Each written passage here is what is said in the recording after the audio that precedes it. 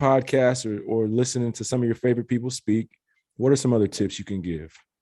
I mean, I read stories, I watch documentaries.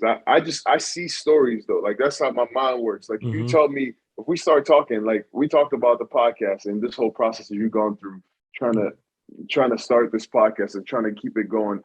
Like I see inspiration in everything. Like you have Mm-hmm. no idea. Like I could talk to somebody on the street and have them tell me about their journey and it will inspire me in some way. Because one of the things, like, for example, I read a book, Phil Knight's book, Shoe Dog. Is that a good book? And it's a good book, really good book, I gotta because he read talks that. about his journey of trying to make this mega giant that we all know. I'm wearing Nike slides right now.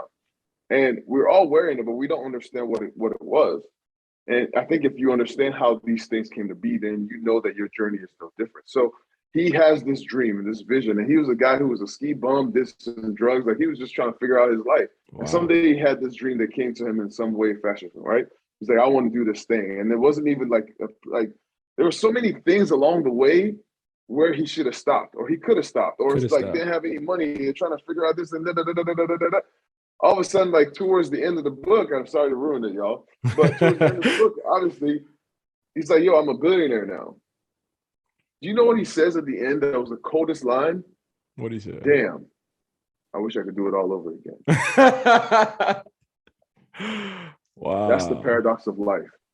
All these struggles, all the things that you're going through, these are the things that when you hold the championship trophy, like me, I'm holding a championship trophy. I'm crying like a mother lover. Why? Because I was by myself. I was 16 years old. This story sounds good right now. Like Steve Jobs has a quote that says, you can't connect the dots looking forward. You can only connect it looking backwards. And sometimes you just have to trust that the dots will connect in your future. And so part of that for me was when I look back and even thinking about that right now, like it's emotional for me because I was by myself at 16 years old. I didn't have no friends. I didn't know nobody. I just came from Nigeria. And now I try to get into a team and they're like, they're not just cutting me and saying, oh, you should go home. They're laughing in my face, telling me, yo, what are you doing? And they say all this stuff, all this derogatory African stuff to me.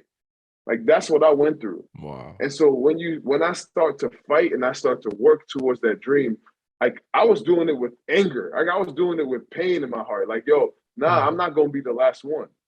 And so like the story sounds good at the end, but like it came from I was hungry, man. And so when I held that trophy, dude, I was crying, dog, because like you have no idea. Like it's a lot of lonely nights. There's a lot of times of grinding. There's a lot of times like, dude, we were together in the Nigerian camp. Mm-hmm. 6 weeks before the Nigeria Olympic camp, I had surgery.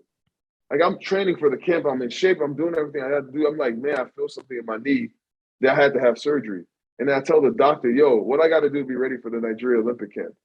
He was like, when does that start? I said, 6 weeks to the day of the surgery. Ain't no way. He's like, what are you talking about? You Right. have to start playing. You will start training in 6 weeks. I was like, bro, I'm going to Nigerian camp. I don't know what you're talking about. But that's the mentality I've always had. Like I've never had like there's nothing else I have. Like I just like ain't nothing special about me. I mean, God gave me height, but when I started playing, I was not coordinated. I couldn't catch the ball to save my life. All these different things. And so everything I got, I had to work for. I was in the gym when I was in college. People were going out to the club. I was in the gym at midnight with garden gloves on, trying to learn how to catch the ball. Me and one of the coaches were tossing around tennis balls, do all this weird, unconventional things, just trying to learn how to play the game of basketball. Because I was like, man, I can't be the only one. Now I'm playing 5 minutes a game. I'm trying to get on the court. I want to play.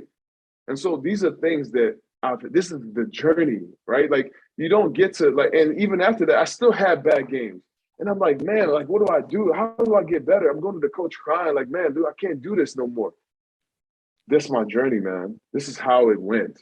And so when you get to the next battle, then there's another battle. And when you get to the next battle, there's another battle.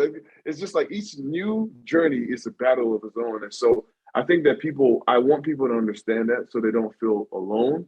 But then you can find it in anything. You can find it in podcasts, you can find it in books, you can find it in speeches, you can find it in anything that you use. The person who discovered peanut butter, KFC, Kentucky Fried Chicken, he didn't get a chance till he was 60 years old.